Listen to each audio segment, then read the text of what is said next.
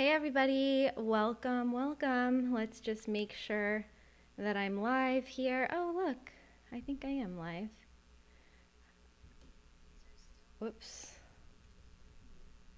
Hey everyone, I'm just gonna give everyone a minute to come into the live stream.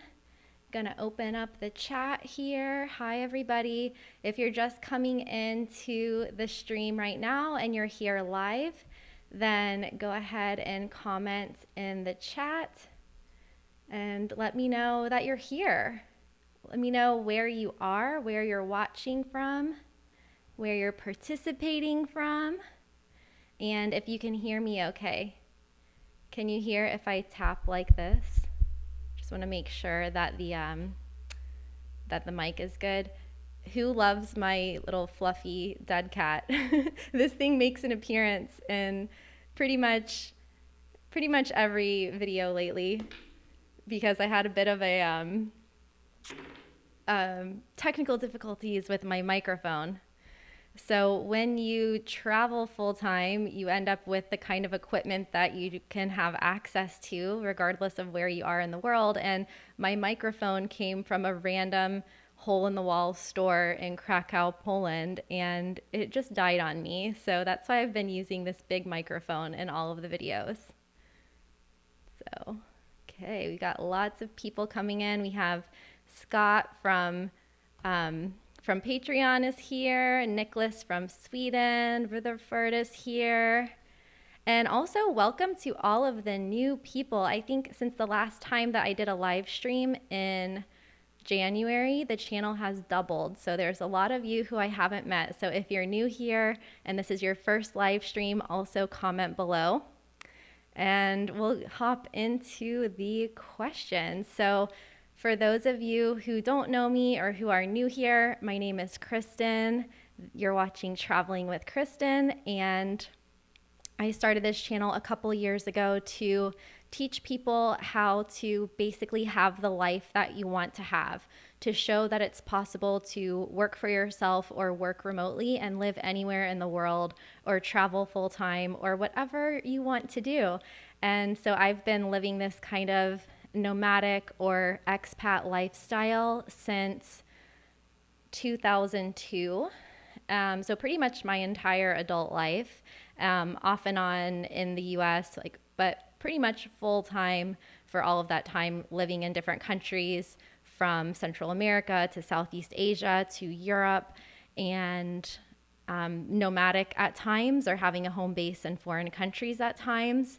And I don't know, like over the past few years, I just wanted to start sharing how to do it because I felt kind of like I lived in a bubble where I lived this pretty cool life, but a lot of the people that I met didn't understand my lifestyle. And so I thought if I talk about it more and show other people how to do it, I can spread the word about how attainable this lifestyle is for people and just like share the kinds of things that I've learned in traveling to 60 plus countries. So hence Traveling with Kristin was born, and here we are today. So I know some of the people from the live stream today are have been around since I started the channel back in I think it was January of 2018 or the very end of 2017. So yeah, also if you are in the chat, let me know how long have you known me for?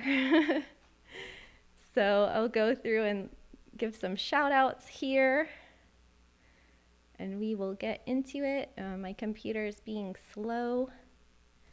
Okay, I'll do all live chat. Is Tech Lords here? Is our moderator here? That's my other question. Tech, if you're watching this, I messaged you on Twitter, but I hope that you can make it.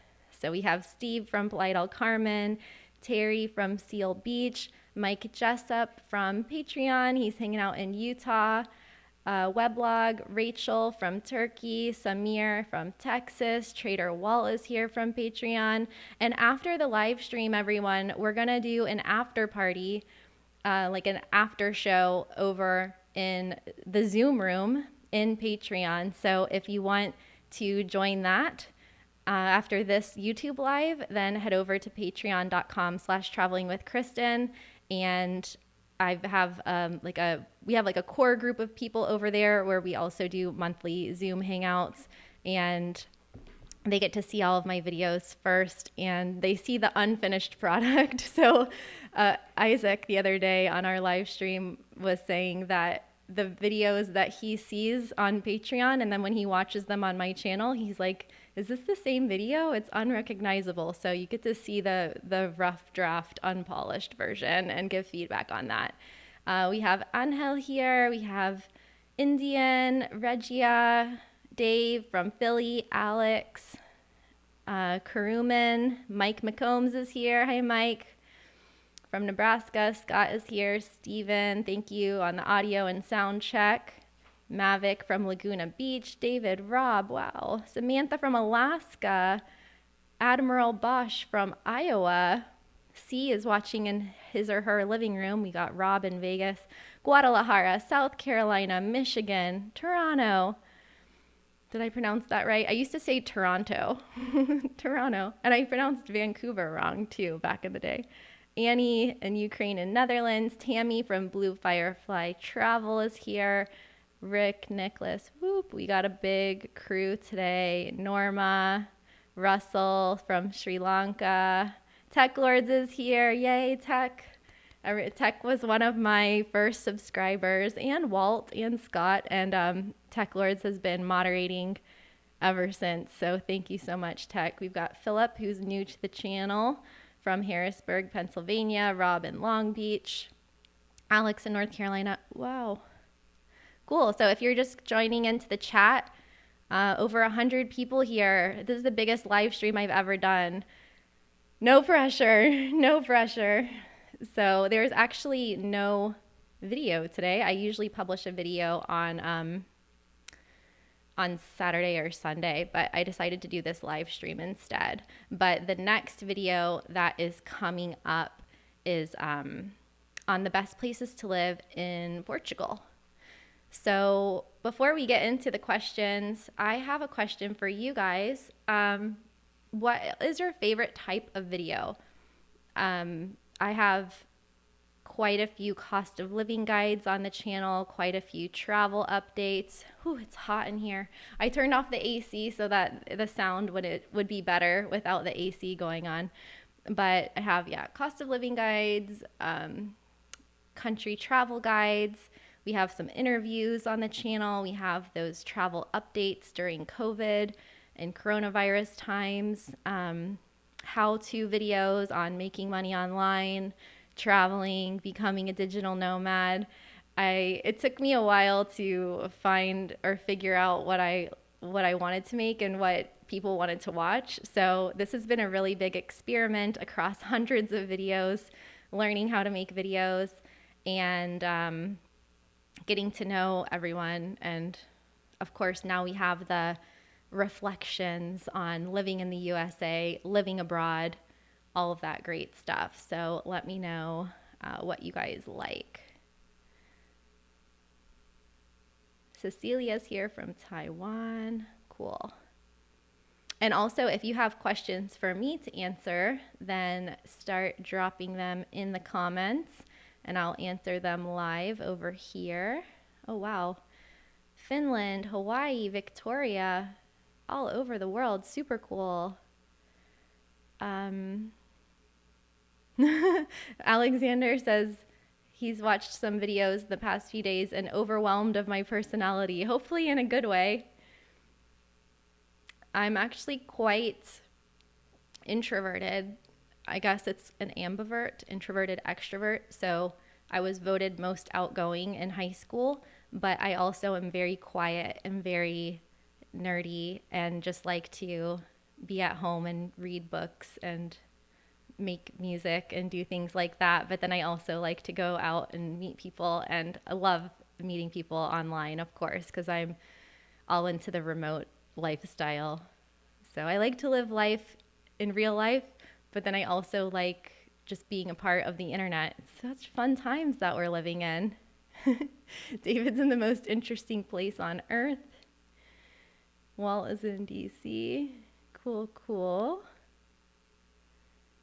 Oh, I should definitely I should definitely up my live stream game with like chats, and I think we have super chats, but like Streamlabs sound effects and confetti and all of that stuff. I'm going to put that on my to-do list for next time. Red Bull is here. Okay. Scott's looking forward to the Portugal video. Aaron asks, where am I? I am still in Miami. So I'll ask a question that a lot of people ask, and I'll answer a question that a lot of people ask in the comments, and that is, why did I come back to the US?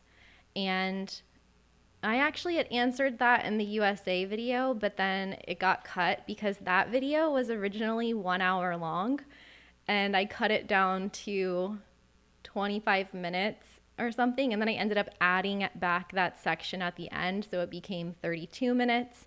But yes, the USA, how I feel about the USA video was originally an hour long, so I don't know, some of you might be happy that I cut it in half, and some of you might wish that it was the whole hour. I don't know, I think it's subjective, but in the part that I cut out, I was explaining why I came back to the US. So the story behind that is, I've been traveling nomadically for the past few years. And before that, I was an expat, which meant that I lived long-term in different foreign countries. So I lived in Costa Rica for 7 or 8 years, Nicaragua for a year, and then I would stay for 3 months or 6 months in a destination before moving on. And then sometimes I would move really quickly. So in the past few years, I would sometimes be in a different city every day, every week, every month. And it was just a lot of traveling. And so when at the beginning of 2020, I decided to do something I had never done before and do a Vipassana silent meditation course in the mountains of British Columbia, Canada. So on New Year's Eve 2020, I flew to Canada and I meditated for 100 hours in 10 days. And then I went snowboarding for 10 days. And then I flew back to the US and visited my family in Florida. And I decided to come down to Miami because the winter is a really good time in Miami. I felt like I needed to slow down and have a home base for a couple months. And it was Miami Music Week. And I really love electronic music. And so I thought, I'm just going to base myself in Miami for a couple months and work and chill and listen to good music. And so that was the plan. But 2 weeks later, COVID happened and everything got canceled. Miami Music Week got canceled. And I had a decision to make, which was either, pretty much stay because we were on lockdown. But after the first few months of lockdown, there was the option to keep traveling. But because of all of the uncertainty, I just decided to stay in Florida because I'm from Florida. My family's from Florida. And I didn't know what was going to happen with the pandemic. So that is how I've ended up in the US for over a year now, which is the longest that I've been in the US since I was 16. And yeah, so that's why I'm here. So now I have a home base in Miami. I'm planning on traveling again, probably starting in the summer or at the end of the year, but I'm not exactly sure where I'm going to go first. So some places on my list. So that answers that question. So Ashley wants to see some more cost of living videos. James wants to see more truth videos. We'll probably see more of both of those. Low tax places, yes. I actually have been talking, a lot of people have commented to see me do a collaboration with Andrew from Nomad Capitalist, and I've been talking with them, and he's all about low tax destinations. So I usually don't talk about those things, being that I am a US citizen, but I'm not a licensed accountant or financial advisor. So I usually don't talk about those topics publicly, but I like to invite financial advisors and CPAs and people on my podcast on Badass Digital Nomads and on YouTube to be able to talk about those more freely. So we will definitely do something like that coming up this year. likes the Digital Nomad Visa videos.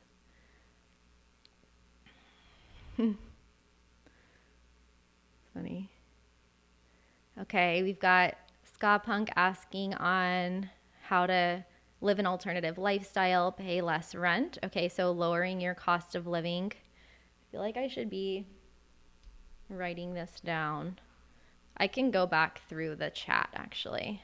Well, I'm gonna open a tab. Oh, you know what I can do? Does anyone ever use talk to text?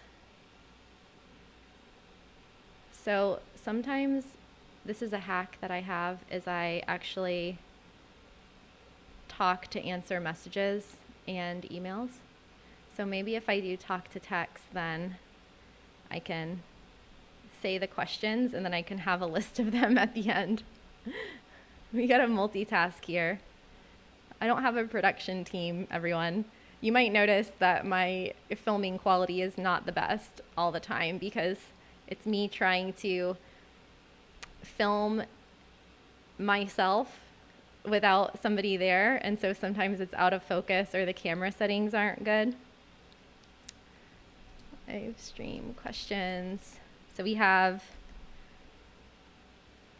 cost of living, alternative lifestyle, how to lower your rent, more truth videos, more cost of living videos. I already said that.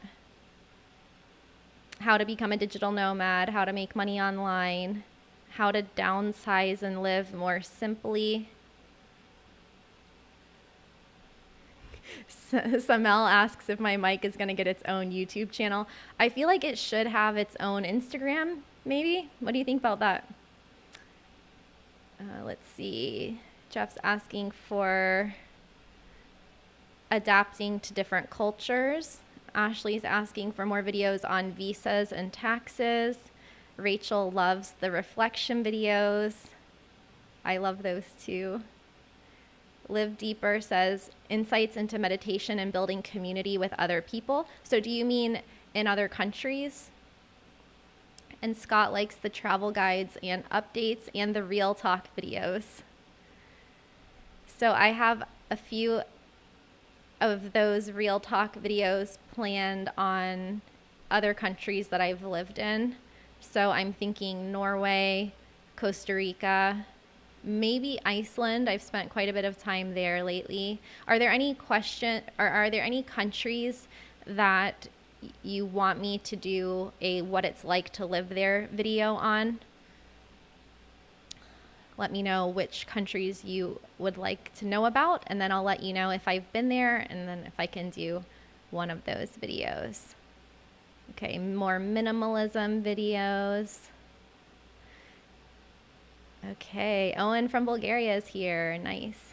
Okay, retirement plans for expats as an American from Rachel. Okay, Jennifer. Do I think China's borders will open this summer? I do. I think that we're going to see a cascade domino effect of countries reopening by the end of summer. So I've been a little hesitant to do the travel update videos because they do take a lot of time and a lot of research. And then sometimes between the time that I edit the video and upload it, which is sometimes 1 day or 2 days, it is already different. And so it kind of, then people comment that something changed. And so maybe those videos would be better as live streams so that I could just say the information and not edit it, because like filming the video and producing it, all of that stuff takes a lot of time. So maybe if you guys want me to do more travel updates, whether it's Hawaii or a different country or COVID passports or things like that, I would be happy to talk about those topics in either just a talking head video with very low production value or even a live stream if you prefer that, to ask questions about the country. So let me know. Scott's asking about my digital nomad book, and thank you for asking about that. So does anyone ever procrastinate? Okay, 2 questions. Do you ever procrastinate, and have you ever heard of Steven Pressfield, the writer? So recently, in the past week, Steven Pressfield has been on a lot of podcasts. It looks like he's doing this kind of book tour, promotion tour, and he talks a lot about the resistance, which is the procrastination of creative work. So whether that's writing or building a business or actually making art, whatever your artist's work is. And for a long time, I always loved writing ever since I was a little kid, loved reading, loved writing, wrote multiple books starting in high school and college, never published any of them. And I don't know why. Some sort of, I don't know, perfectionism, or I didn't really know what I was doing. And also it was harder to publish back then. We didn't have Amazon or anything. Long story short, I wrote this book on how to become a digital nomad, and I wrote it between 2017 and 2019. And then it was supposed to be published the beginning of 2020. But then when COVID happened, I stopped and didn't publish it because I'm like, now I have to rewrite a bunch of this book. And I really didn't work on it that much last year. But now I started working on it again at the beginning of this year. So this week, actually, on Friday, I sent a book proposal to an actual publisher that is interested in publishing the book. So either I will self-publish this book on Amazon. God help me, this book will be published this year. Like, I can't go another year without this book getting published. But yeah, I will publish the book this year, or it will come out with an actual publisher. So we don't know yet. I don't know exactly what the title will be, depending on if I write it or if I publish it or if they publish it. But yeah, that's the plan for that. And I would like to have some accountability for that. But last year in my Facebook group, I posted an accountability spreadsheet for my book so that everyone could see what I was doing every day working on the book. And the next morning, I had a burnout where I passed out in my bathroom. And so I thought, okay, maybe I need to take a break. Maybe I was pushing it too hard. And then I did this whole Medium article about remote work burnout and a podcast about it and yada, yada, yada. Haven't been doing much writing since then. So this has been like my personal struggle in life. But if you can relate, let me know. Okay. Thank you to the other chef who just donated super chat, $5. Thank you so much. I use canitravel.net for a resource to see which countries are open and closed. Love the channel. Oh, great. I actually haven't heard of Can I Travel, so thank you for sharing that with everybody. And thank you for your donation to the channel. I really, really appreciate the support. Thank you so much. Okay, wow, we have almost 200 people on the live stream right now. This is wild. Hi, everybody. I'm Kristin. Okay, so truth videos, low tax videos. Let's get through these. Hostel recommendations. I don't have many hostel recommendations. I haven't been staying in hostels recently, but we can add it to the list. Okay, live deeper, downsizing and living more simply. Adapting to culture. Okay, I think I already read these. Yes, here we go. Interviews and travel videos. Mike is requesting. And William likes the cost of living, food, and expat interview videos. So many people don't know this, but I have another channel called youtube.com/digital nomad. And I haven't been publishing on it that much in the past year, but it does have a lot of expat interview videos on there. And those are also, some of them are on my podcast. So if you want to subscribe to that channel, youtube.com/digital nomad, I will be relaunching that channel in the next month or so with a lot of tutorials and how-to videos. Mavic asks, what are my favorite places for surfing abroad? And I would say Costa Rica. I'm probably a little bit biased because I lived there for a long time, but I lived in Nosara, Costa Rica, which is in the Nicoya Peninsula, and I really loved surfing around Nicoya. So anywhere pretty much in Guanacaste from Tamarindo down through Malpais is really fun waves that I prefer. And also on the Gold Coast of Australia, those are some of my most fun waves because I grew up in the East Coast of the United States, and so the waves are beach break style waves, and that's kind of how it is on the East Coast of Australia. So I really feel at home surfing there. I tried surfing in Norway in 2019 and it didn't go very well. It was so cold. I could barely paddle because the wetsuit was so thick. So I definitely like warm weather, warm water places.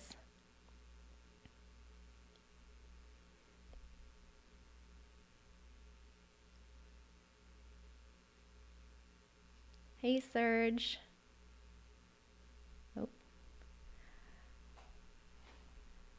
Oh, no, my chat just jumped down. I lost my spot.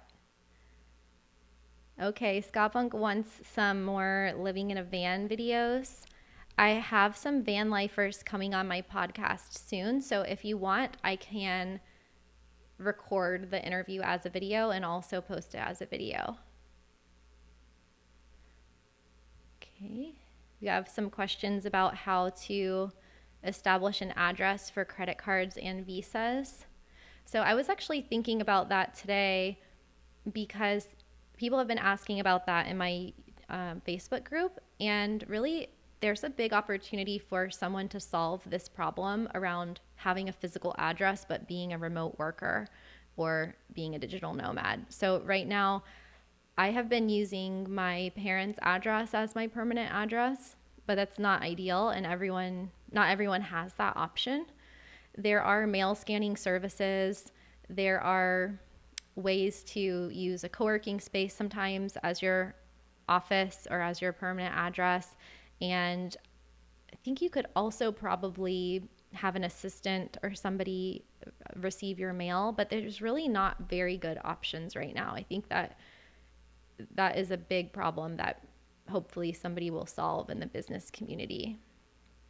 Oh, interesting. Ashley wants simple cultural tips like those cultural nuances that you need to learn in other countries that you usually wouldn't learn until you go there and make a mistake, right?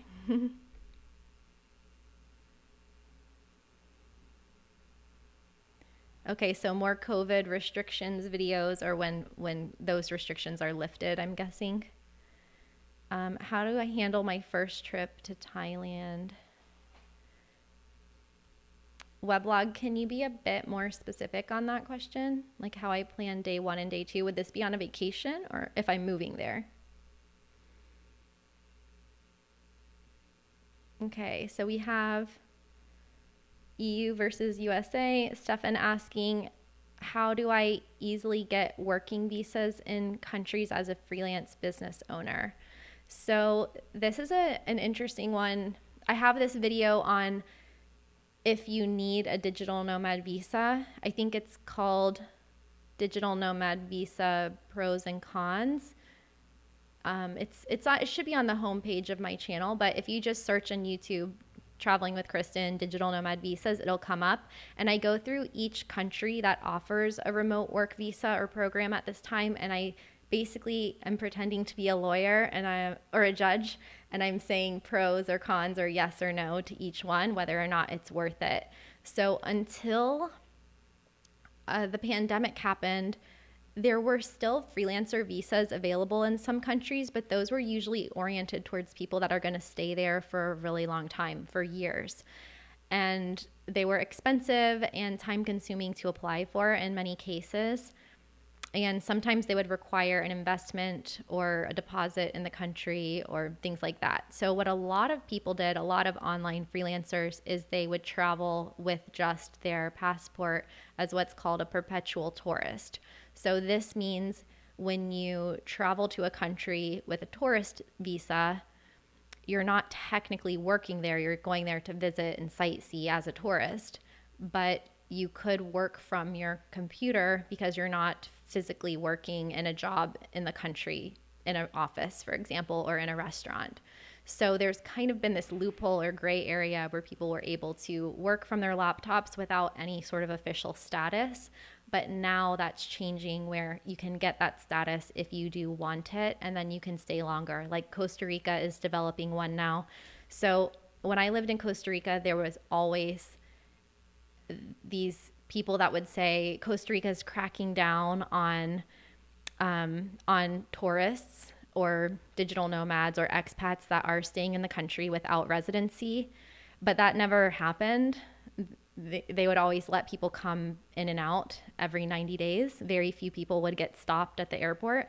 And now they are talking about having a remote work visa where you can stay for up to a year without having to do these visa runs, as they're called. So I think things are changing a lot, and we'll have more videos on that coming up. Hi, Charles in Saudi Arabia. Brahim in Morocco. Okay. We have Ashley's looking forward to the Portugal videos and wondering if, when kids are in high school, if that's a weird time to move. I think that's probably a question for your kids, although my family moved when I was in 8th grade, and I really did not want to move. So I would have told my parents, no, let's not move. But in hindsight, I'm really glad that we moved, because even though I was sad and I had to make new friends, and it can be traumatic for kids to move, usually looking back at it, we can appreciate the value in that move and how it changed our lives for the better. So it would be a challenging time for them, but I think it would also be a really fun and dynamic time. And I think they would appreciate it when they're older if they got to go to college or high school in another country. Okay, so we got some requests on how to travel cheap. You guys want to see that? Oh, I think we have another super chat of some kind, but it doesn't show. Tony, oh my goodness. Wow, Tony just did a super chat for $50. That's amazing. Thank you so much, Tony. And he put a really cool robot. It looks like a hippopotamus lizard robot superhero from a movie. I love it. Thank you, Tony. Do you have a question?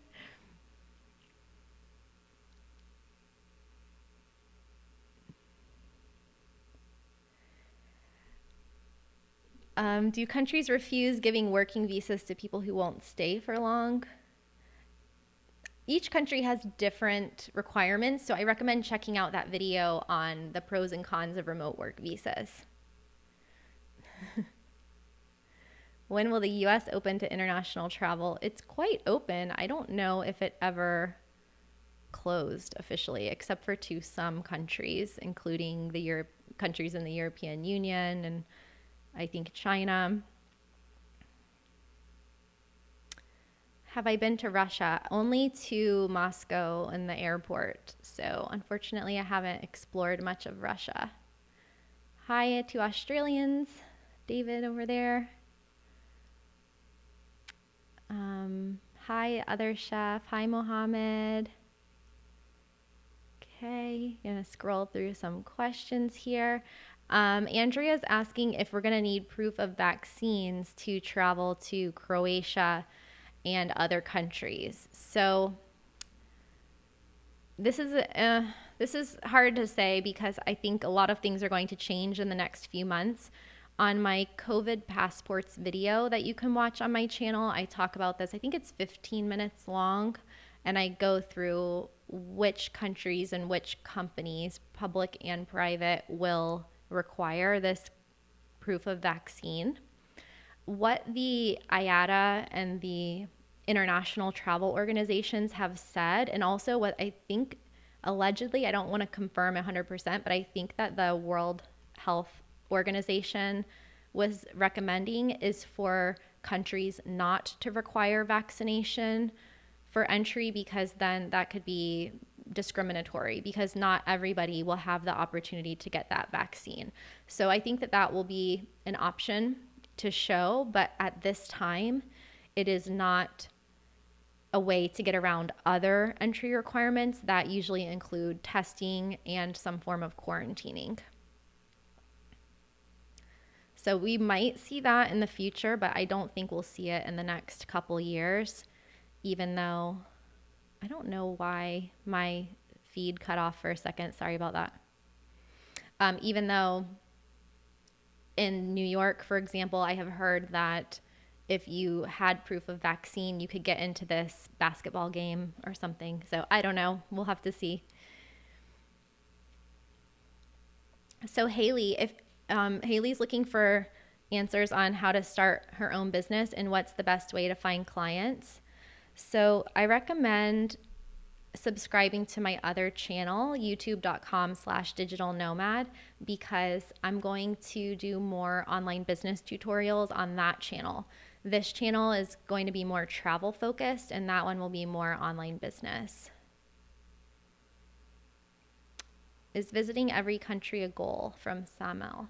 No, actually, I have seen some people that had the goal to visit every country in the world, but I think that would be nice, but it doesn't feel like that's my life's purpose. If anything, what I've noticed, the more countries that I've gone to, is how I would still like to explore new countries, but I would also like to spend more quality time in countries that I've been to that I really liked that I didn't spend much time in.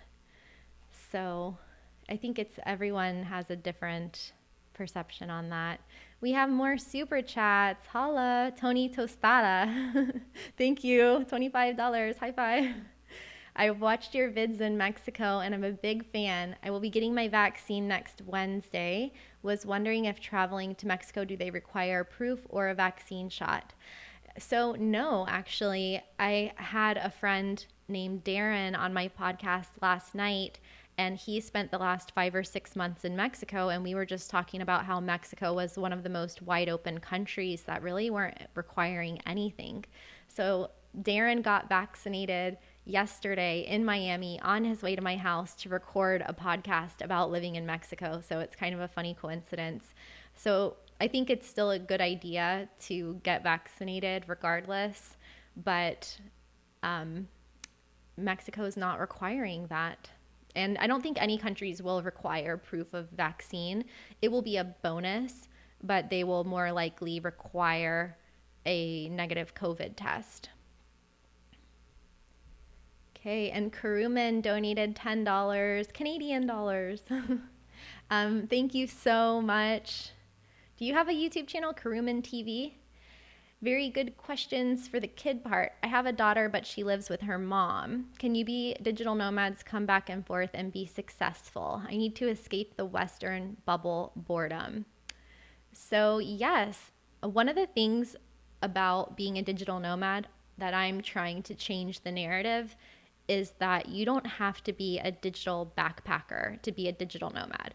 For me personally, and I'm not the boss of this word, but I interpret the meaning of digital nomad as a mindset and a movement and something that you can make your own.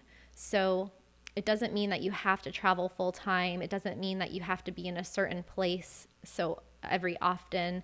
It doesn't mean that you have to give up your home base. It just means that you have the freedom to go wherever you want and you're able to live life on your own terms. So that is how I perceive it.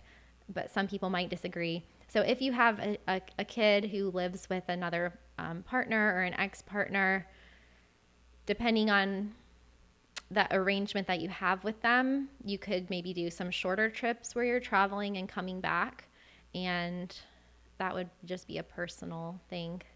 So I can't say, I don't have kids, so I can't say from experience.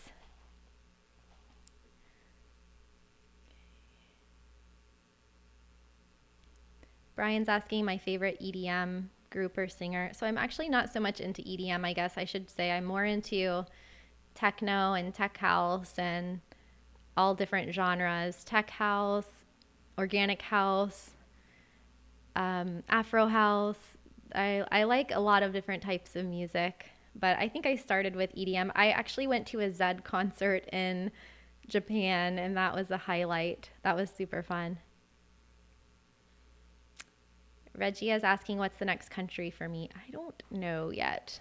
But that's what I love about my lifestyle is I can just decide last minute. I'm going to go here and then go. So one of my friends wants me to travel with her this summer, and she's trying to make this whole itinerary. And I just said, I'm not doing that. I'll join you in somewhere, but I don't want to plan it that far ahead. Haven't been to Saudi Arabia yet. I haven't spent much time in the Middle East or Africa. So actually, I would like to prioritize that. I really want to go to Accra in Ghana. I want to check out Kenya. I have a friend in Nairobi. Agnes, hi if you're watching, and also South Africa and Morocco. There's a lot of places I would like to go. Egypt, Jordan. This morning at the farmer's market, I was buying hummus and olive oil and za'atar from Jordan and bread. Okay. More Eastern Europe, Mike says. Collab with Andrew would be awesome.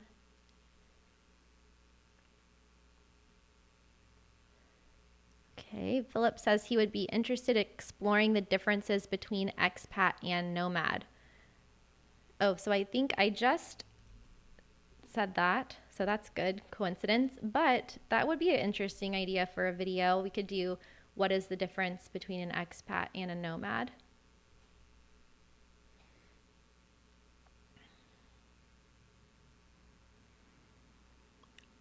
I don't think I'm going to take the COVID rates into consideration when I travel, but I will definitely take into consideration the lockdowns and restrictions, because right now I'm in Miami and it's wide open here, and not that I'm doing that much, but I like the option of being able to go outside whenever I want, go for a walk, go for a run. I'm still being responsible. I'm still wearing my mask, but everything is open. So I would prefer to be in a place like that than in a city or a country where we have curfews and things.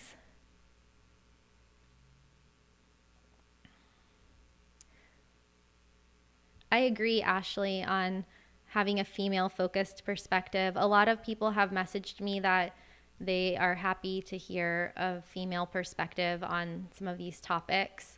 So I've been also trying to find more women to interview on my podcast.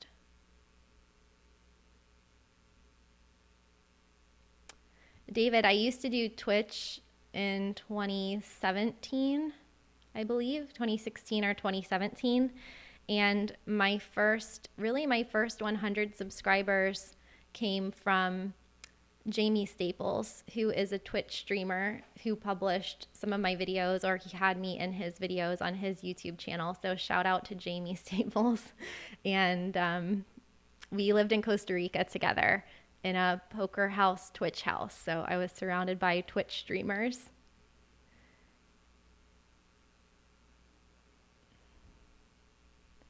Okay, more questions about the visa.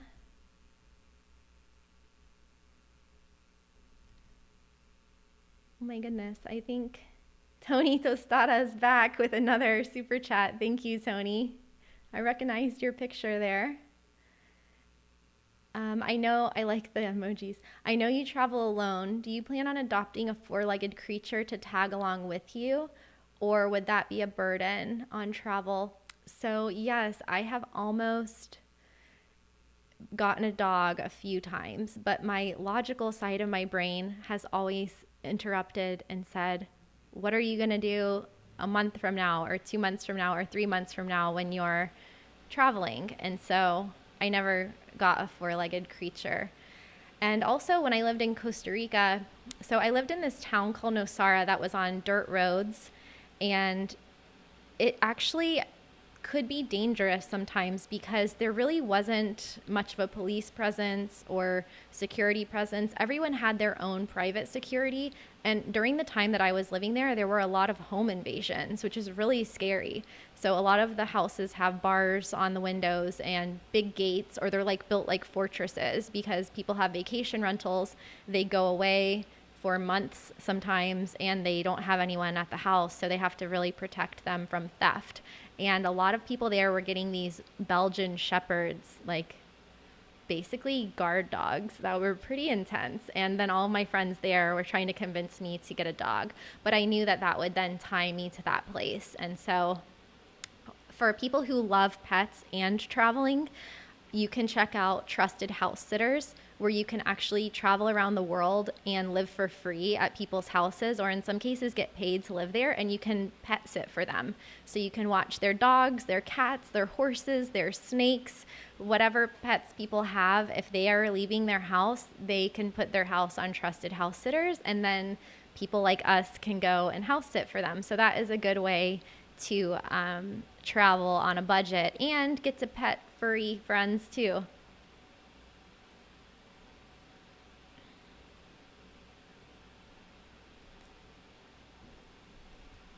Also, for people with online business questions like Haley, I have a website called digitalnomadbootcamp.com that has some free downloads like how to make money online, how to find remote jobs, and I have an online course that's less than $1,000 where you can go through my step-by-step process for how to make money online as a self-employed freelancer. So you can check that out at digitalnomadbootcamp.com, and that includes 2 phone calls with me to help you.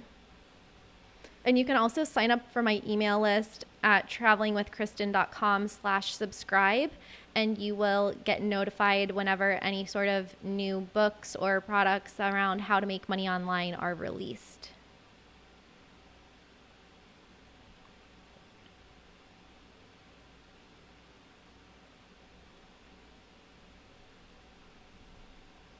Okay. Go through more questions here.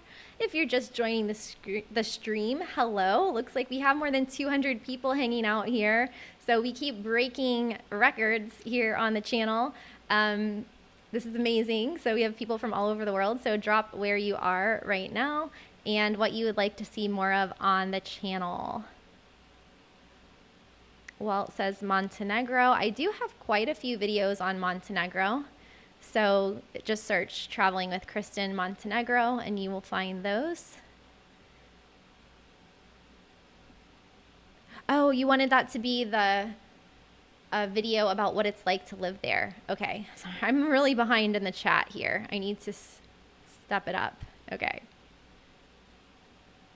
I'm copying these requests. So Serbia, we have Croatia. So this would be for videos that people want me to make a what it's like to live there video. So I haven't been to Israel or Vietnam, but I could do Montenegro, I could do Croatia, I could do Mexico, I could do a few different countries in Eastern Europe, including Serbia, Greece, Colombia. I haven't been to Denmark yet, but I could do Norway and Sweden. Scott requested Slovenia, but actually I haven't been to Slovenia yet. Poland I could do. And Netherlands. Yep, I could do that. I love Amsterdam and the Netherlands. So this message is interrupted to bring you another super chat. Thank you. It's from Tammy from Blue Firefly Travel. She says, we are leaving by 2022 to become full-time digital nomads and vlog about over 50s traveling. That is amazing, much needed. Her question is, do I think that they will have problems building their travel business while staying in an Airbnb in Bulgaria? So I don't think that you would have problems with that, especially if you're staying in one country. Bulgaria is where I went to write my book, actually. So I do recommend, if there is a project that you're trying to do, that you go to a country that has an environment that's very conducive to what it is you're trying to do. So if you were to go to Munich during Oktoberfest and you were trying to launch your business, that might not work out so well. But if you were going to Estonia in the winter and you just needed a place that was very quiet where you could focus on deep work, then that would work out. And Bulgaria is good because it's also quite quiet, and you could show where you are in Bulgaria as part of your business and your vlogs about traveling. So I hope that helps.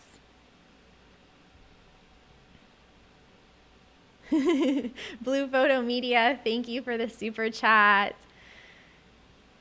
He says, no Armin. I do love Armin. I've seen Armin at Ultra in Miami, and I think everyone loves Armin, whether or not you love trance music or whatever kind of genres of music that you like.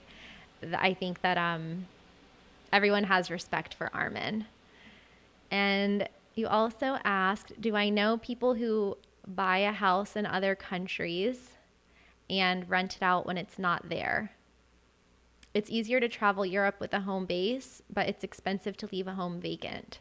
So yes, I'm going to write this down on my list. Airbnb arbitrage, or renting out a house when you're not there. So this is actually a very good investment strategy, depending on the locations, right?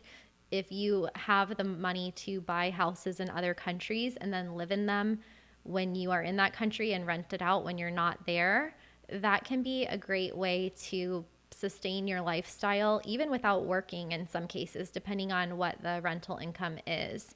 So there are a lot of ways to do this without actually being present, because there's the technology now to do codes for the door locks. So you can actually change the code after every guest that leaves. You can change the code to have the cleaning team come in and clean for you.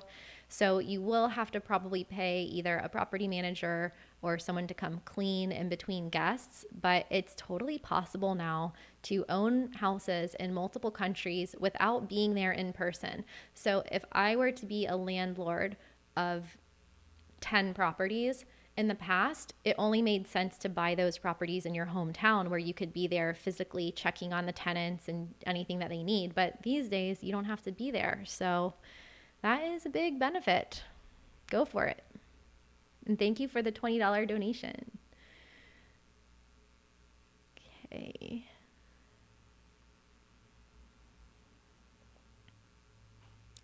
Oh, Jake's requesting Argentina. That's a good one. Yep. Could do living in Argentina.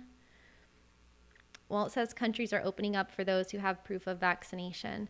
Yes, that's a good distinction. So some countries will open with that, but they won't require it. At least not in the immediate future.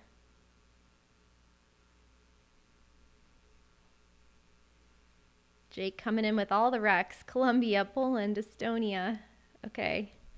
Giving me a lot to do. I'm here for it. I have not been to Bhutan, but my best friend has been there. It looks amazing. Okay, more COVID. COVID updates in live stream form. Check. Okay. I would like to publish more often. Okay. Question on using medical services in other countries.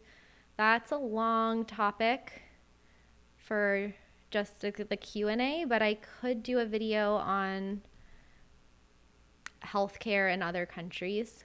But to answer in a nutshell, I keep an international travel insurance policy through either World Nomads or Safety Wing. Not this year because I'm not traveling, but I finally got U.S. health insurance since I'm here, but typically I don't have U.S. health insurance. I use local insurance in foreign countries combined with an international travel medical policy that helps cover me during emergencies.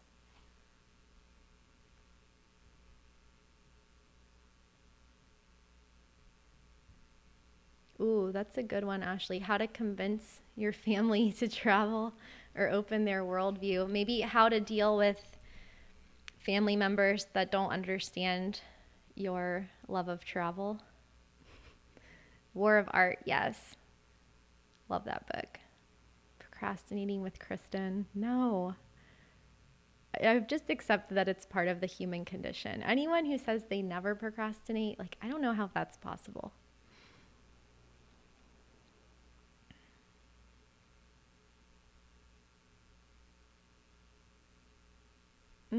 Thank you, Live Deeper, for the book review. Failing Forward. I'm going to write that down. I have a long list of books to read. Sometimes I get sad thinking of all the books I won't get to read because there's only so much time in a day and in your life, but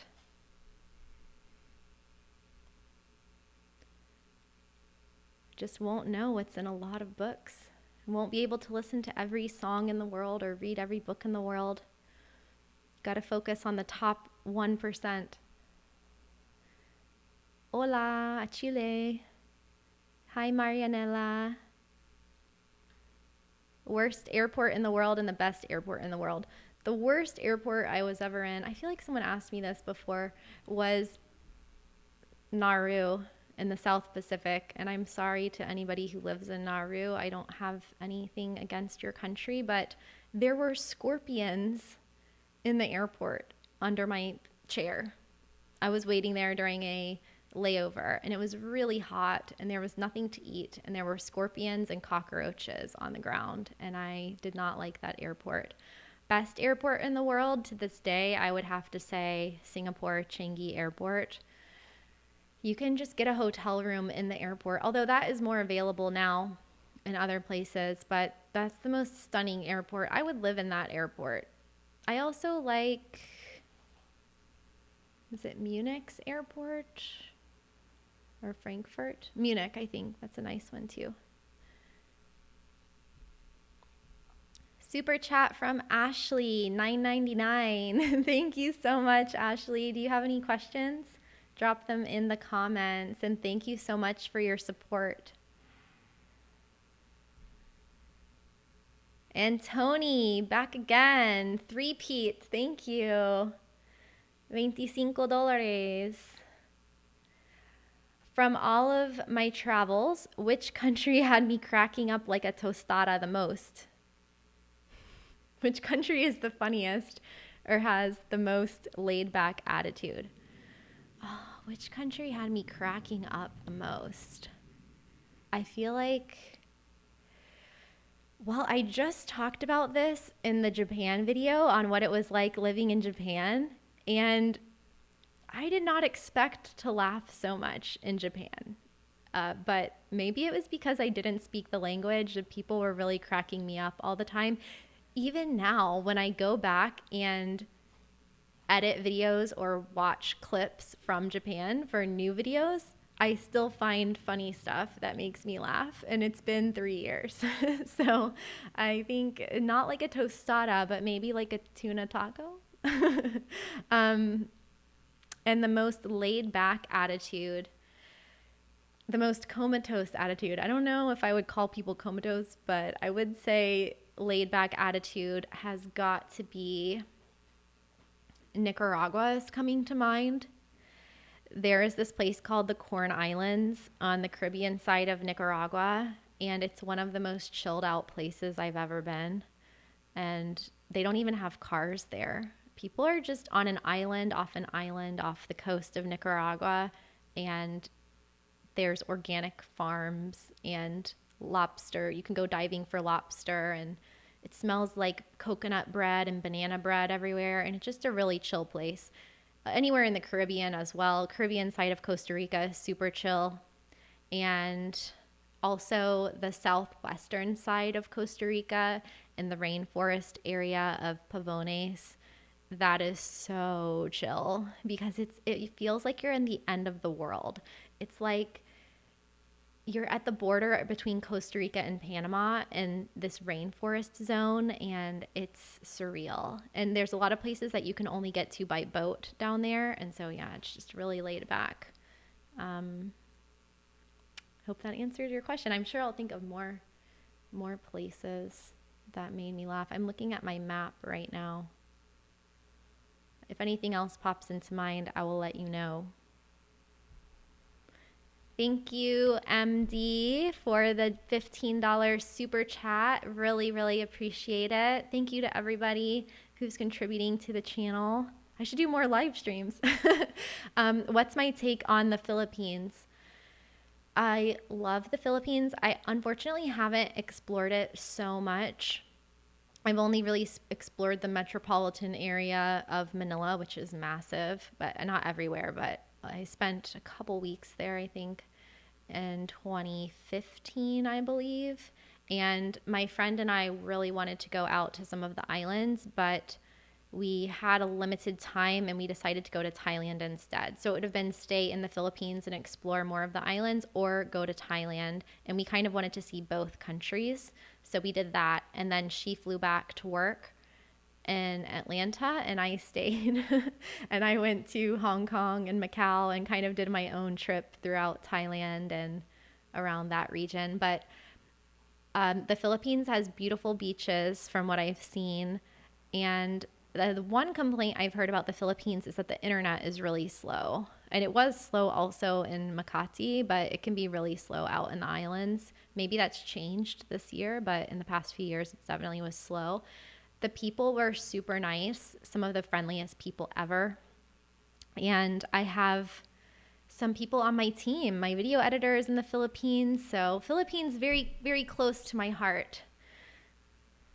And another super chat from Ashley. Thank you. I like your questions in the chat. Very good questions. Oh, had to update YouTube to send a super chat. Oh, thank you. You're very welcome. Thank you so much.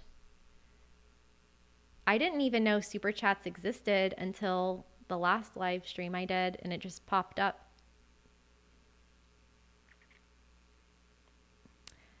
So regarding my previous job, I have a video on my channel that talks about like the 10 ways that I make money online. And so that answers a lot of how I support myself. But my previous job before I was nomadic was working in real estate in Costa Rica. So I went directly from living in the US to working in real estate in Costa Rica. And the only other jobs that I've ever had were waiting tables, teaching surf lessons, working in restaurants, bars. Oh, I was a lifeguard during college and high school. So I started working as a lifeguard when I was 14, and I've been working ever since.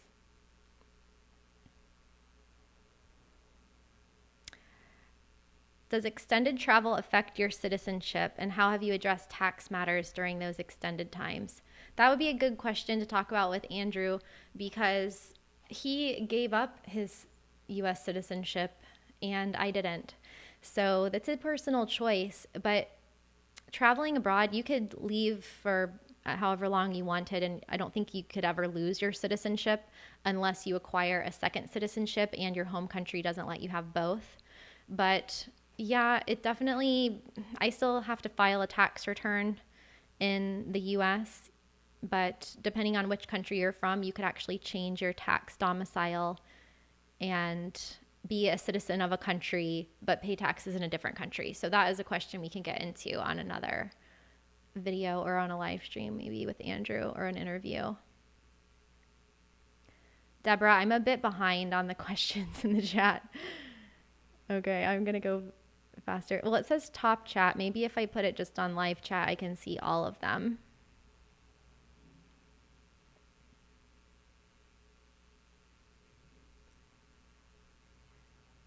Country with the worst insects. Well, my friend Mike Corey from Fearless and Far was in, shoot, I forget which country he was in. I just saw one of his Instagram stories. It's somewhere in Africa where they were climbing trees and eating honeycomb out of the tree. And there were just a lot of bugs in the clips that he was posting. So I feel like that would be a place, maybe South America and the Amazon. But interestingly, in Costa Rica and different places, even though there's a lot of bugs, they weren't in the house that often.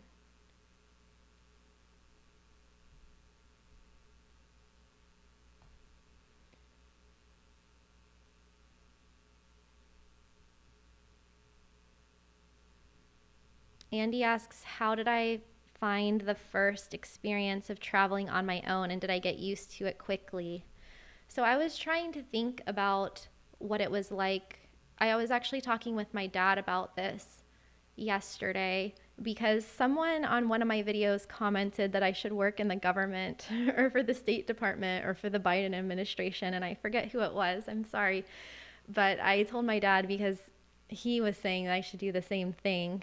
And also some of my teachers in college suggested that. I don't know why people suggest that to me, but I think I may be too much of a free spirit to work in such a structured environment. But anyway, we were talking about how I started traveling on my own. And the first time that I traveled alone was as an ambassador of the Rotary Foundation. So a U.S. student ambassador from the Rotary Foundation to Costa Rica. And I was terrified.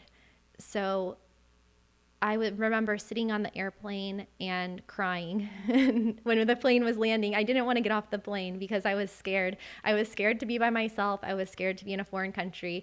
I was intimidated by moving in with a host family that I didn't know, that spoke a language that I didn't know. And that kind of wore off in the first 2 or 3 days. So I just found it to be very fun and exciting after that. So all of that fear was there, but there was no turning back. I couldn't just not leave the airport. I had to keep going. And that is a really good metaphor for life, is that whenever you don't want to go any further, that's usually the part where you need to keep going to get through that hard part. It's like Churchill says, keep buggering on. So you just have to keep going. And I think that's how it is with travel too. And the more you travel by yourself, the more comfortable you get with it. And then the more you look forward to it and the more you enjoy it.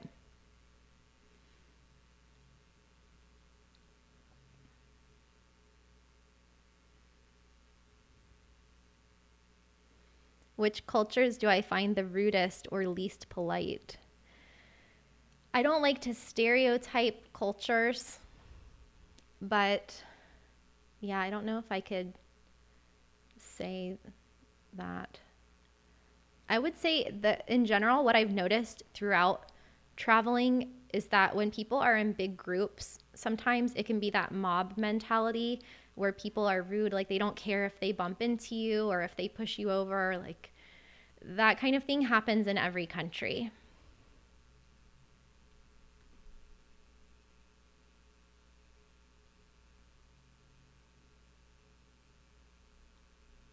Another place that I thought was rude, but it actually wasn't, was Malta, because I didn't understand the language and the way that the words are enunciated. It sometimes seemed like someone was yelling at me or being very stern, but they weren't. It was just the way that I perceived the language. And so that was more on me than on them. And I lived there for a few months and it was fine.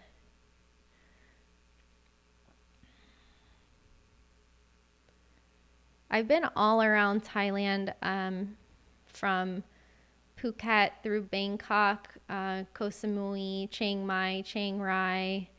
Not everywhere in Thailand, but I've been through quite a bit of it. The internet in Costa Rica is quite good these days. They have fiber optic internet and they have a lot of 4G and 5G throughout the country. Which countries will I visit next? I would like to go to Africa. I talked about that a bit at the beginning. Oh, hi, Darian. Darian's here from magnificent Germany. Okay, thank you for the invite on your live stream. I have not been doing many live streams lately, but that could always change. Hi, Esther. How are you? Good to see you. No real update on travel to the US, but I think stay tuned because I think by June we should have some more announcements on that.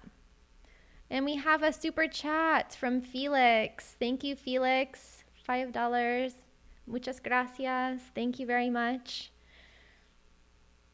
Did you see in my video about what I don't like about living abroad, how whenever I go to another country, I just default to speaking Spanish? I don't know why I do that.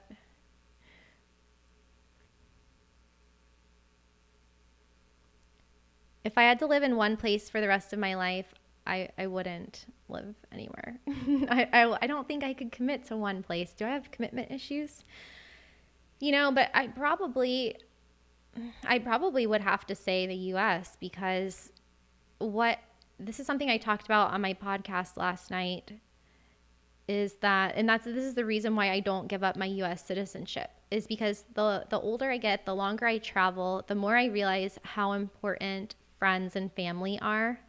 And I don't think I could ever live in another country where I could never visit my family again. And that just has become really important to me. So I wouldn't want to live in the US for my whole life, but I probably would stay where my parents, my sister, my brother, my niece, my cousins, well, some of my cousins are in different countries, but I just think that's really important for me. So And thank you, Francisco, for your $4.99 donation to the channel and the super chat. Love your emoji. Thank you so much. We have some questions on dating in the digital nomad lifestyle. I recommend checking out the video on what I don't like about living abroad. That is my most recent video. And I do a whole section on dating. I believe it's number 5 on the things I don't like about living abroad. So it has definitely affected my dating life, in my opinion. Thank you, Tony. I think I missed this super chat, $5. Thank you so much. So you're a great swimmer. Ever thought about becoming a certified scuba diver?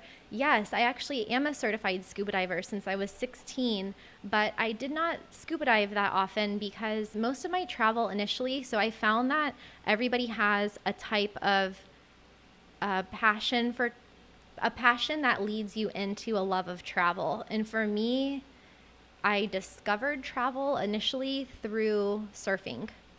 So I would go on surf trips and go to surf competitions, and that is what allowed me to travel so much. And so instead of scuba diving, I would go surfing. So I've only been scuba diving in a few places. I've been in the Keys, in some of the springs around Florida, in Nicaragua, and sadly, I lived in Playa del Carmen, Mexico, and I never went scuba diving there, which is crazy. I think I was working a lot then or something. I don't know. And we have another super chat from Charles. Thank you, Charles, for $25. Thank you. He says, thank you for sharing your life experiences on your channel. Very helpful as I approach retirement from the kingdom. It's getting late. Good night. Oh, thank you for stopping by, Charles. I do hope to visit your corner of the world someday. I was just watching some videos and listening to a podcast by Lost LeBlanc, Christian LeBlanc, who was talking about videos that he made over there and that he wants to explore more and make more videos. So I would like to go there. Thank you so much. Good night, and thank you for coming. And Blue Photo Media is back. If you guys want to follow my SoundCloud, I do have one. I think it's called Kiki, like K-I-K-I. Thank you for the $10 super chat. French was my quote-unquote foreign language mode like Spanish is for you. You could probably pick up French, Italian, or Portuguese pretty easily. Learning other languages feeds off the ones you know and gets easier. Yes, that is a good point. I've noticed with speaking a Latin language that I can then read Portuguese and French and Italian. I'm not good at the French pronunciation, but I'm pretty good with reading menus, reading newspaper headlines, things like that. The same with Italian and Portuguese. So, and the longer I've spent in Germany and the Netherlands and some of the other countries, Belgium, with more Germanic languages, I've started to see some similarities there. So it's maybe learning by osmosis, but unfortunately it doesn't translate to countries with different alphabets in their language. I remember once when I was in Budapest, and well, they have the same alphabet, but Hungarian is a very difficult language. And the washer and dryer in my apartment only had instructions in Croatian, Bulgarian, Albanian. It was like all of these, none of the languages that I was familiar with. And so it was difficult to figure that out. I know you guys make fun of me for my comment about the washing machines and dryers in Europe, but there are a lot of, I guess I have stayed at places that do have them, but that was a really nice apartment that I stayed at. And I definitely didn't have a dryer or a dishwasher when I went to Malta, for example.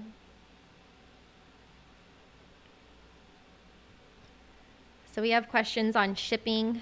I recommend if you're going somewhere not to ship your stuff because it's just going to weigh you down more. It's such a hassle and it's so expensive to ship your stuff. So if you can avoid it, do it.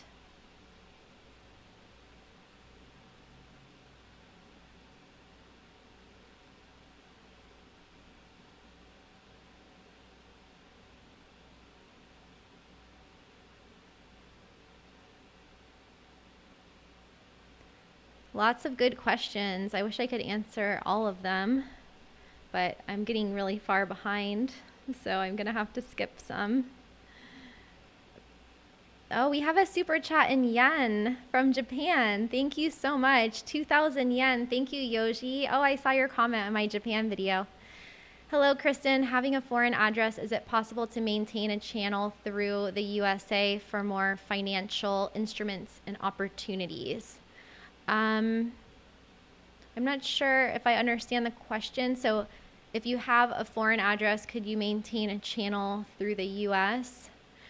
So if it's coming to investing in the US, then I would say with one of the digital or international accounts. So something like Wise or Revolut. I don't know if it's available in Japan, but there are e-wallets like Skrill, NetTeller, EcoPays, those digital banks where you can hold money in different currencies and you can buy and sell, and sometimes in the stock market or investments or through trading platforms. So those are some options where you could use a digital bank between Japan and the US. Or I don't even want to say bank because some of them aren't banks, they're just financial instruments.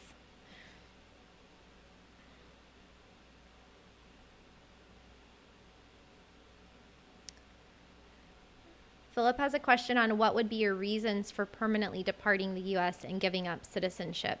So I've decided that I probably won't ever do that because in the case of the pandemic, I liked having the option of staying here, and I don't want to be limited by future laws and regulations that could say that you can only come for 30 days per year or 3 months per year. So I don't know, if I was Bill Gates or Eduardo Severin from Facebook or somebody who was extremely wealthy, that maybe I would do that. But for me, it's hard to make a trade-off between saving money on taxes and my actual mobility and freedom. Like, it's hard to put a price on that freedom and quality time with family.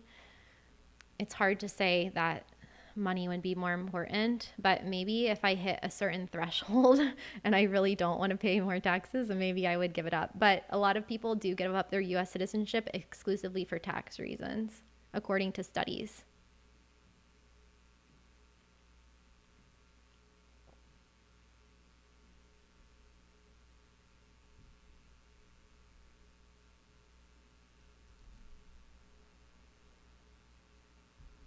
We have questions. So a lot of questions on adopting or adapting to foreign cultures. So I'm making a note of that.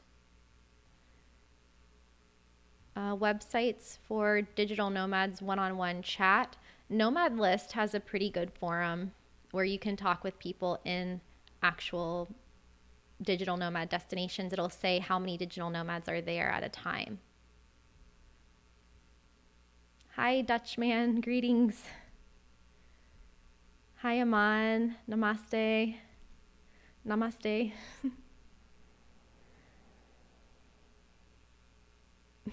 David says dating is miserable everywhere. See, that's what I said in my video. Not that it is, but just that it's possible to have that outlook anywhere, whether you're traveling or not. But I think it's subjective. Hi, Rick. How are you?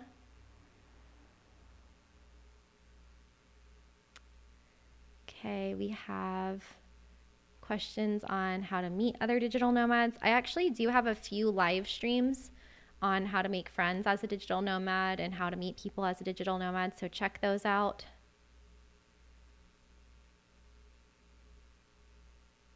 Thank you, Carl. Yes, okay, I'm gonna pick live chat and see what happens and then lose my spot. So I might, let me see here. No, that wasn't so bad. Okay. I'm just going to go through these questions.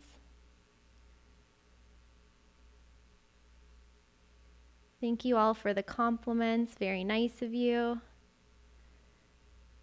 very, like, it gets very overwhelming sometimes. I just feel like I get very emotional when I read the comments because I'm very touched by how people that I haven't met in real life can connect through the internet. Like, it's such a cool time to be alive. I love it. I love meeting all of you here in the chat.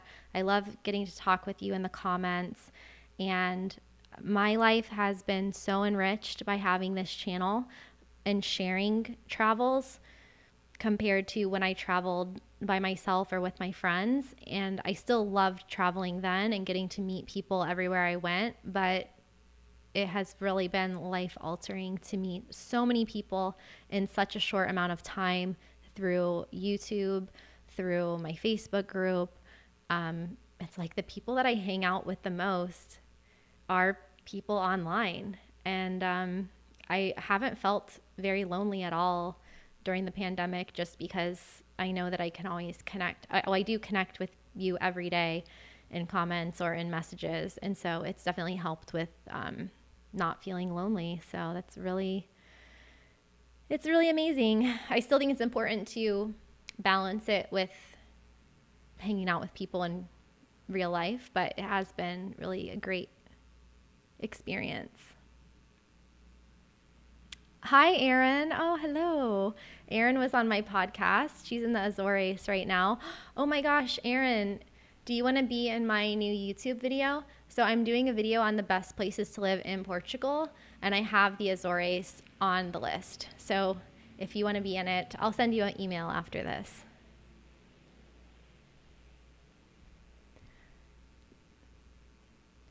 Hi, Jaime. Thank you. Hi, Itor. I hope I'm saying your name right.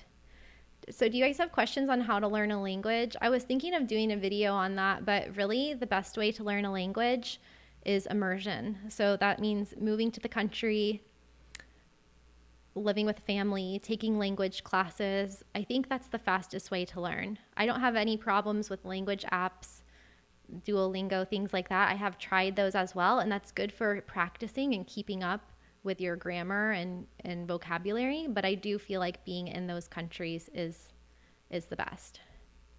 Oh, and we have another super chat from Ashley again. Thank you so much, Ashley. $9.99. I love that you chose that. Love your idea to spend time in Ghana. Check out Can Do Land Tours and tell Fred that Ashley sent you. Oh, yes, I will. And I will ask my friends who've been to Ghana if they have been there.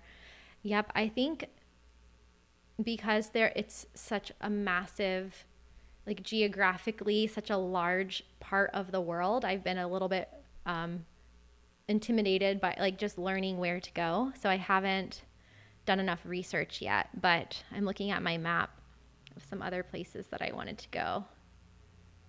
I want to go to pretty much every country. I guess I do want to go to every country in the world. I don't know if I'll get there in this lifetime, but Tammy asks, how hard is it to move around while working remotely with a husband and 2 cats? I don't have a husband or cats, but moving is never fun. And I do tell everybody to be really intentional with where you're going if you're working at the same time. Because if you go on vacation for a week or so, sometimes you know how you might need a vacation from your vacation because you can just spend a lot of energy on the vacation because you're traveling from place to place, and sometimes you're skipping meals or you have jet lag, things like that. And then there's also the checking in and checking out and packing and unpacking process. So just be thoughtful and mindful about how fast you're traveling if you're working remotely, because it just expends extra energy. So one of my friends, Johnny FD, who has a channel that does a lot of videos about Sri Lanka, he has this strategy that I really like where he does work sprints. So he'll stay in one place and do a work sprint for 2 or 3 months, and then he'll take 2 or 3 months off and go travel around. And I think that's a really good balance. Hi, James Barcelona. You're welcome.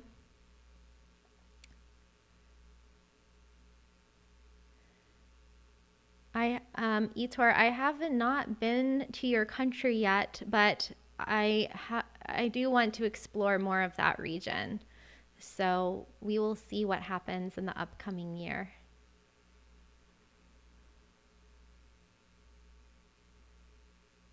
Lots of great video ideas. I agree, Philip. Everybody is putting so many amazing ideas, and you're giving me a lot to put on my to-do list. Hi, Sky Blue. Thank you. Hi, JSH. Is it Josh? Yep. I use Revolut too. I have all the apps. PayPal, Cash App. I don't have Stash. I have Square. I have Revolut. I have Wise. I mostly use Wise, which used to be called TransferWise. That's the one I use the most.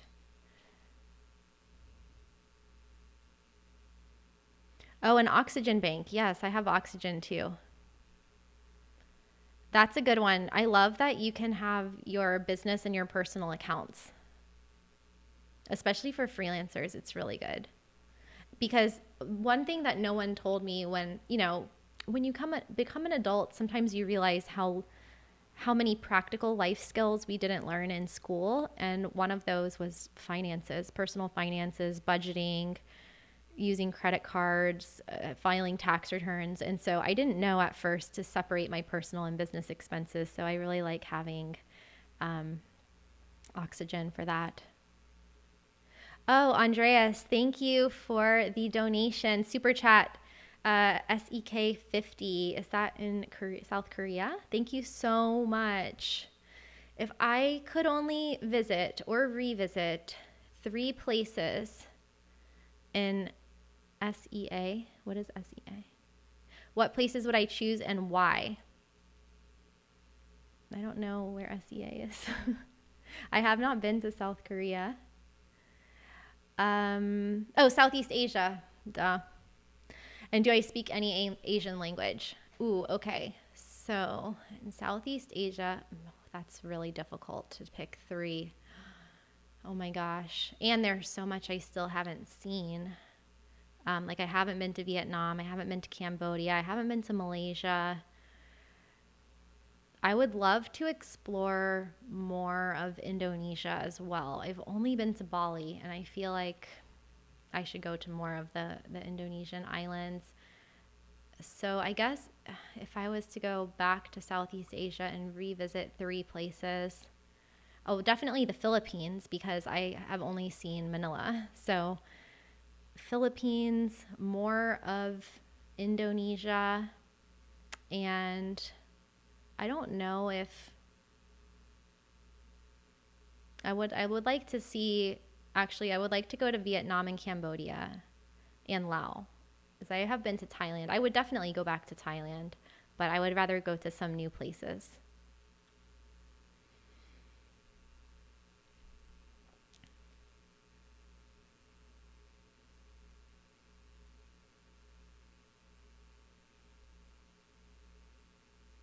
Yep. I agree, Grandmaster. I feel like this online community is really saving us. I mean, technology can contribute sometimes, at least social media can contribute to mental health and depression, or mental health issues and depression. But on the flip side, it is really nice to be able to connect with people. I was actually talking about in my podcast that I used to have pen pals in other countries where we would mail letters back and forth. And now, you can just chat with people and FaceTime with them and talk to them in real time. And will never get old to me. Ooh, I've tried VR, but not VR chat. Oh, my favorite places from a culinary point of view. Oh boy, I'm such a foodie, people. You might have noticed from my videos, I talk about food a lot, but I would have to say, Europe is pretty amazing when it comes to the food. Really, every country in Europe. Even when I went to England for the first time, everyone said that the food was really bad, like in London, but I thought it was good because it's so international. But Portugal, such good food. Spain, France. I think France and Italy, these are traditional foodie countries, right? Those are some of the best food that I've had. there was this meal that I had, and I mean, in France, just getting a baguette with cheese and a bottle of wine is just tastes better there. I don't know why, but there's this meal that I had with my friend Carly when we were on the Amalfi Coast in Italy. We we became friends with this taxi driver, as you do, and he introduced us to his friends who owned a bed and breakfast in this small town inland from Amalfi. I can't remember the name of the town right now.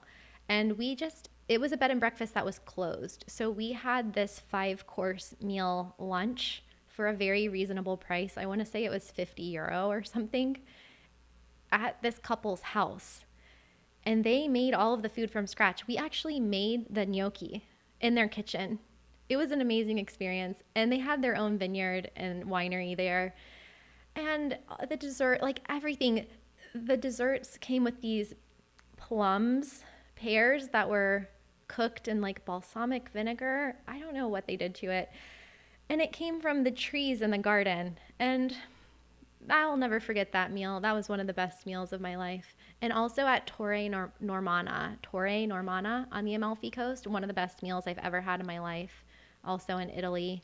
And the first country I went to besides Canada was Italy. And I remember my first meal off the plane was an espresso, not an espresso bar, and then a panini with prosciutto and mozzarella cheese and arugula. And it was just like, this is the most simple sandwich that tastes so good.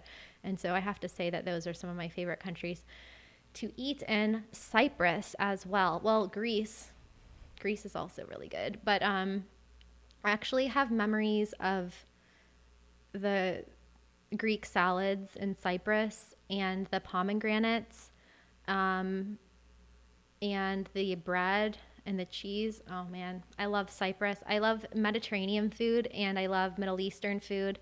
I really want to go to Lebanon and Israel. Yeah, I'm such a foodie, you guys. Oh, Peru, Japan, amazing food. Argentina, amazing food. Vancouver, actually, very organic, very good food. Like the Pacific Northwest of the U.S., Portland, Oregon, really good food. Really good Asian food in Vancouver. You can get from any country on one block sometimes. You can have Korean barbecue, and then you can have amazing sushi, and then you can have ramen or anything. So that's actually the best pho I ever had was in Calgary, Canada. And I have not been to Vietnam, so it's probably not the best in the world, but that was really good.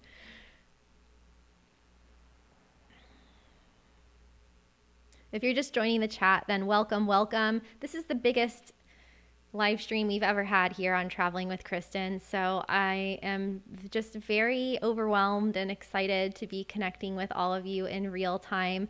If you are enjoying this and you have more questions that I don't get to in this chat, then feel free to join our Patreon. After this, we're going to do an after party on Zoom on my Patreon page, patreon.com/travelingwithkristin. I only have one tier because, to be honest, I got overwhelmed with too many tiers and it was stressing me out. So I have just one tier. It's $5 a month, and we do a Zoom hangout every month in there, and that's really fun. So you can join us over there after this. And thanks, Dave. Glad to hear that this channel is helping you get a renewed motivation and sense of purpose. That makes me feel great. Great to hear. I always tell everybody that if you need permission to do something, legal obviously, but if you need permission to live your best life, just come to me because I will give you that permission. People mean well. Friends, family members mean well, and they might give well-meaning advice that can point you in a different direction or slightly off course. But even if you go 1 or 2 degrees off course, at the end of your life, you can end up being really far off course. So do you, people, and nothing is too weird. Oh my goodness. We just got, I think we have a record of the stream. Tony Tostada has just donated $100 in a super chat I think that puts you up to $200 at this point. So thank you so much, Tony. Wow. Thank you. Thank you so much. What do I prefer, to read a book or watch Netflix, Hulu, Crackle, or Disney to spend my free time?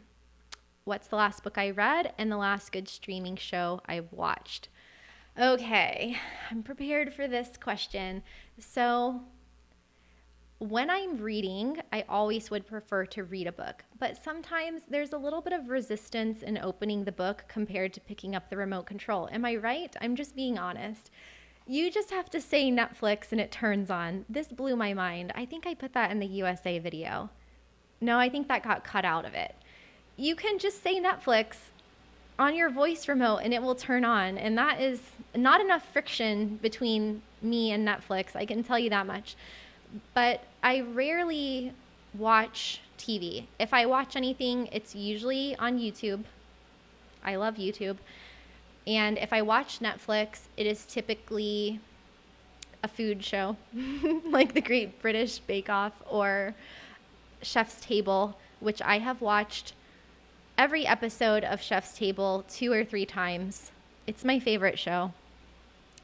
And I actually reached out to the creators of Chef's Table, David Gelb, and I just told him that. I'm a fangirl, total fangirl. So I love how Chef's Table presents the travel aspect with food, with storytelling, and cinematography. It's like all of the best things. So I also watched The Crown, a little bit addicted to that show. Hulu, I don't watch. You can watch Traveling with Kristin on Roku. I don't know if you knew that. But, so I do watch Roku sometimes. And Disney, I think I have Disney Plus, but I don't usually watch that. The last book I read, right now, I am rereading Atomic Habits for the third or fourth time. There's still some things in my daily rituals and routines that I'm struggling with, like going to bed at a reasonable hour and waking up early. Like I dream of joining the 4 a.m. club and waking up early, but I haven't been able to do that. So I'm reading that. I'm also rereading a book by Jonah Berger called Contagious. That's about marketing. And I'll tell you some books on my list. Oh, if it comes up. I don't know. And every year, I reread Meditations by Marcus Aurelius. But in 2019, I read 30 books and I did a podcast. And did I do a YouTube video about it? It's in my Patreon. I did a video about the best books I read in 2019, and I did a podcast about it. And in 2020, I really didn't read that much. And so in 2021, I'm getting back into it. I'm also reading .com Secrets right now. And yeah, I have a lot of books going on. So thank you again. Oh, wait, was there another question? The last good streaming show I've watched. I don't know if I watched any streaming shows. I don't think I have. Thanks, Tony. You're the best. And thank you, Raul. Raul has contributed a $10 super chat. Thank you so, so much. Let me know if you have any questions. Okay. Oh, thanks, Darian. Shared my live stream to your subscribers. That's cool. How do you do that? How do I do that? Okay, a living in Sweden video. Could do that.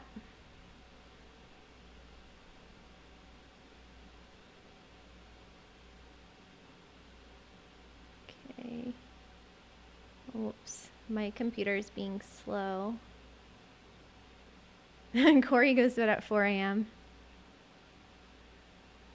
Rick, travel hitchhiking on €800 per month. You could do that in some countries. Depends on where you are. Hi, Sanai.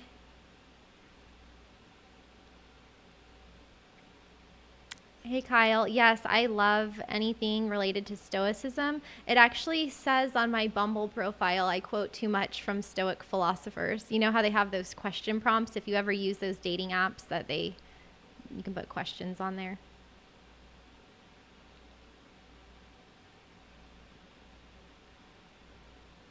Okay, we have a lot of chatter about the COVID passports, but I don't think that's a very productive use of our chat time right now. We don't need to debate that. I think it's a personal decision for everybody, and we're probably not going to convince someone else on what they should do.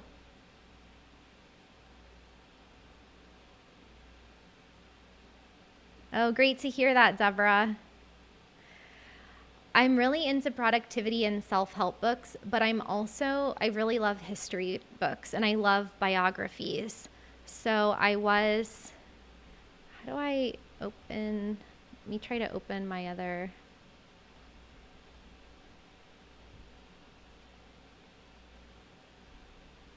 let's see. I have my notes app here. So for productivity, I know a lot of people use Evernote, but I'm still using the Apple Notes app, but I have books to read. There are hundreds of books on my list. I have The Slight Edge is one that's on my list. 12 Rules of Life by Dr. Jordan Peterson.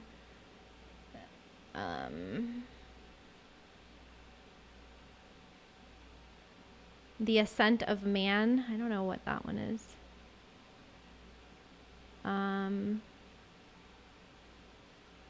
Out of Africa. Let's see. Shoe Dog is on my list.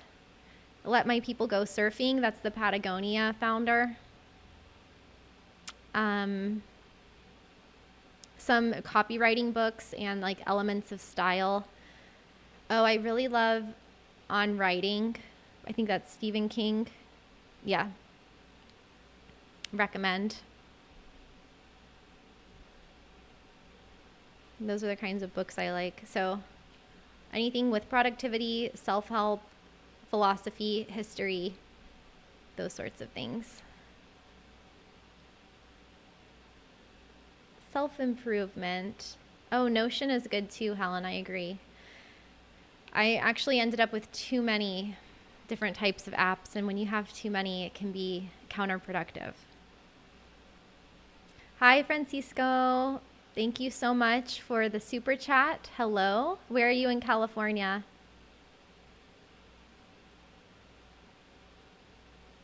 Okay. No conspiracy talk, guys.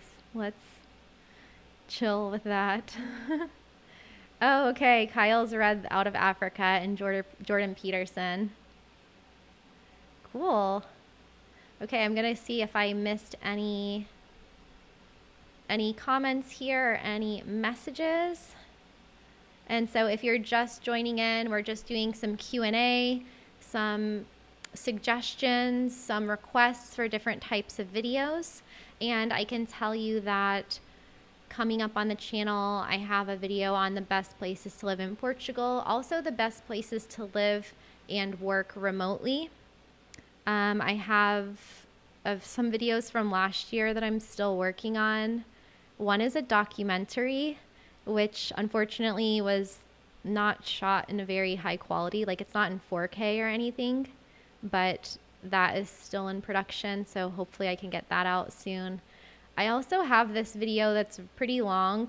That is, it's a scratch off map video, and I don't know if anyone's going to want to watch this, but it's basically me scratching off all the countries I've been to and telling stories or what I liked or didn't like about traveling there.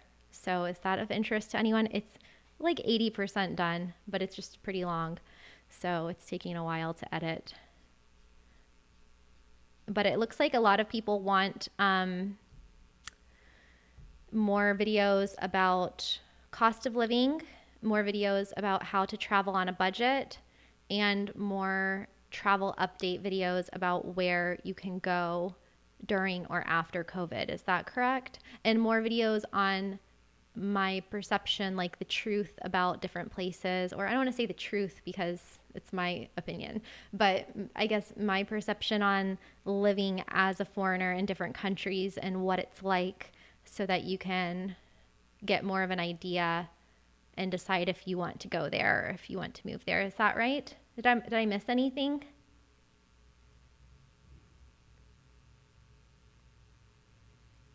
Thank you all for coming. I see some people have to drop out, but that's cool. Thank you for stopping by.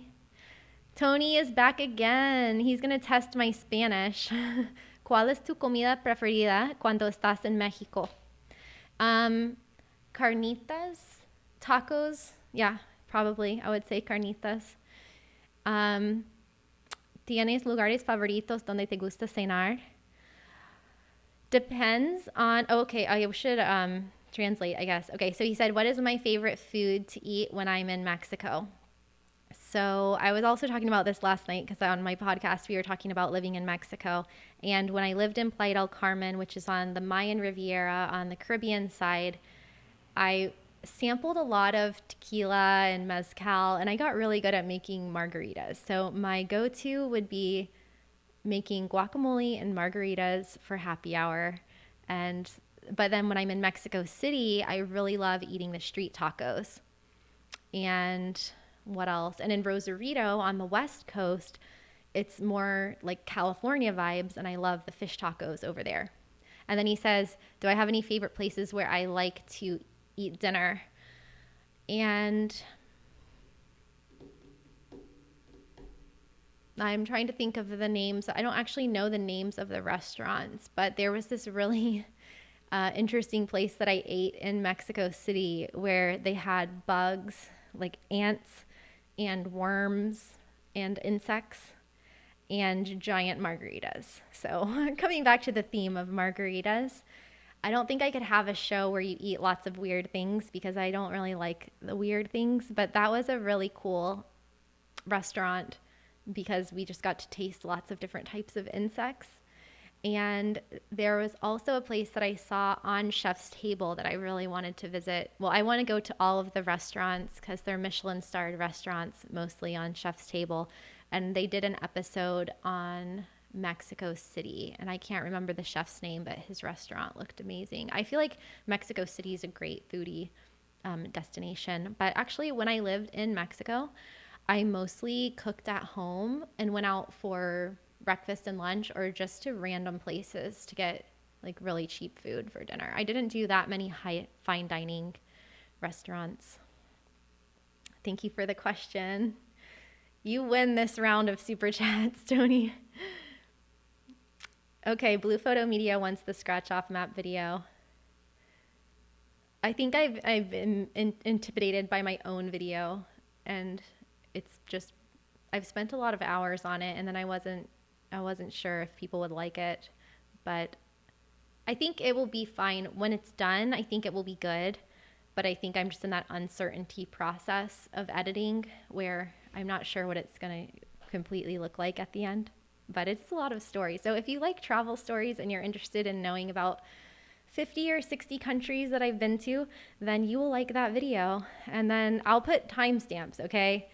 We'll have timestamps. We'll have the chapters at the bottom, so you can just click on whatever country that you're interested in. So if you don't want to watch the whole thing, which I've now watched multiple times.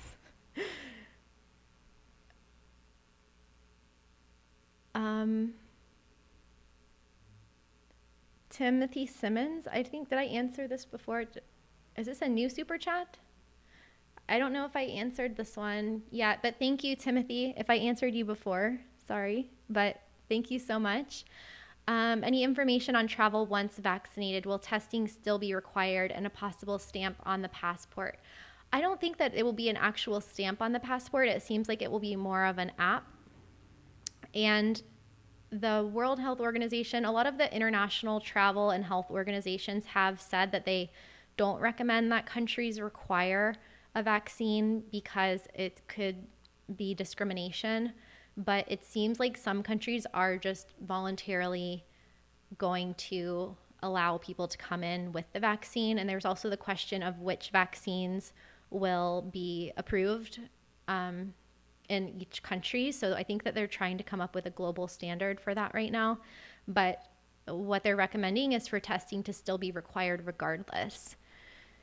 So we'll have to see how that comes out. Okay. Deborah wants videos on romance and dating. I've noticed that YouTube is recommending this video that I did a live stream a long time ago on dating as a digital nomad. And I don't know why, but I guess people are interested in that one. It's kind of embarrassing. I should probably re-watch that one because I'm not sure even what it says anymore.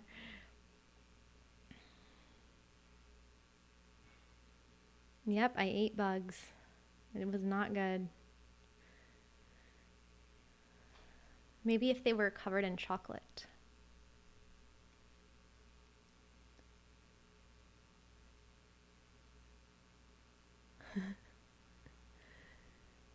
Okay, Sanai's asking, could I do a video about motivation? How do I stay so productive and so positive? I could do a video on that. I think that will be on my other channel then. So if you go to youtube.com/digital nomad, that is my second channel that I started and then stopped posting on, but I'm going to start posting on it again. And it's going to be more about productivity and online business and remote work, whereas Traveling with Kristin will be more focused on travel videos. So if you want to see more of those tactical types of videos, then check out youtube.com/digital nomad. And yes, I am very happy that I got that URL. It's the perfect one for me.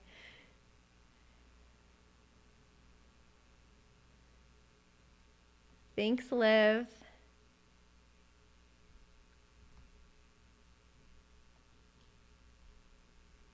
Awesome. So many great questions today, everyone. Thank you so much for coming. I am going to hop off now and get some water and prepare for the Patreon Zoom room. So thank you everybody for hanging out in the YouTube chat. Thank you for supporting the channel, subscribing to the channel, watching the videos, caring about what the videos are about, requesting topics from me that I wouldn't have thought about. And I'm just having a lot of fun overall, and really can't wait to see what we create now or what we create next. So I have youtube.com/traveling with Kristin and youtube.com/digital nomad and the Badass Digital Nomads podcast. So that is how you can connect with me. Also in my Facebook group, Badass Digital Nomads. And if you would like to get on my mailing list about my book on how to become a digital nomad and just stay in touch with the content that's coming out and travel tips and things like that, you can sign up at travelingwithkristin.com/subscribe.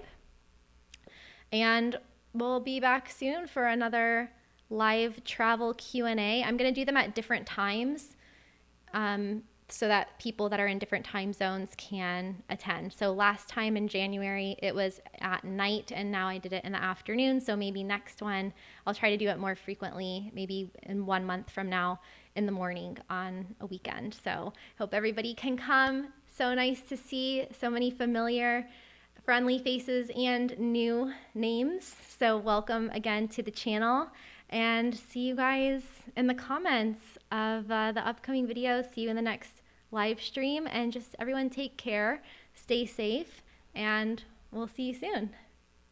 Bye.